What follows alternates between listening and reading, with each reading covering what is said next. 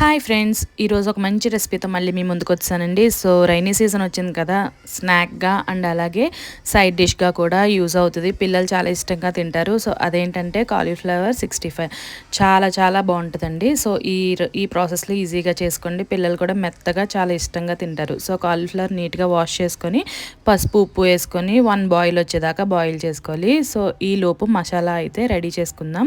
ఒక ప్లేట్ తీసుకొని అల్లం వెల్లుల్లి పేస్ట్, కారం, సాల్ట్ అండ్ అలాగే గరం మసాలా, కొంచెం శనగపిండి అండ్ అలాగే కొంచెం బియ్యపిండి, కొంచెం మైదా పిండి తీసుకొని మంచిగా అందులో కొంచెం కరివేపాకు కూడా యాడ్ చేసుకొని మంచిగా మిక్స్ చేసుకోవాలి. సో ఈ మసాలా ముందు రెడీ చేసి పెట్టేసుకుంటే బాయిల్ అయిన కాలీఫ్లవర్ని డైరెక్ట్గా ఇందులో వేసుకొని మిక్స్ చేసేసుకోవడమే. అండ్ లోపల సాఫ్ట్గా పైన క్రంచీగా అండ్ చాలా చాలా టేస్టీగా ఉంటుంది. సో ఈ ప్రాసెస్లో చేయండి. ఇప్పుడు దాకా ఇలా తెలియకపోతే మీరు కంపల్సరీ ఇంకెప్పుడు ఇలాగే చేసుకుంటారు. చాలా ఈజీగా అయిపోద్ది.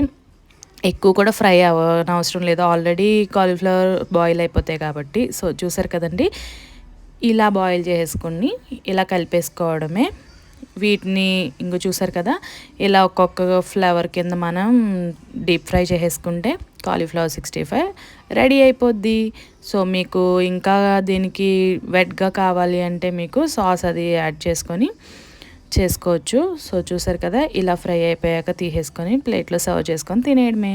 ఈజీగా ఉంది కదా, మీరు కూడా ట్రై చేసి ఎలా వచ్చిందనేది కమెంట్ సెక్షన్లో కమెంట్ చేయండి. అండ్ ఇప్పటివరకు మన ఛానల్ సబ్స్క్రైబ్ చేసుకోకపోతే సబ్స్క్రైబ్ చేసుకోండి అండ్ ఇలాగే సపోర్ట్ చేస్తూ ఉండండి. Bye bye.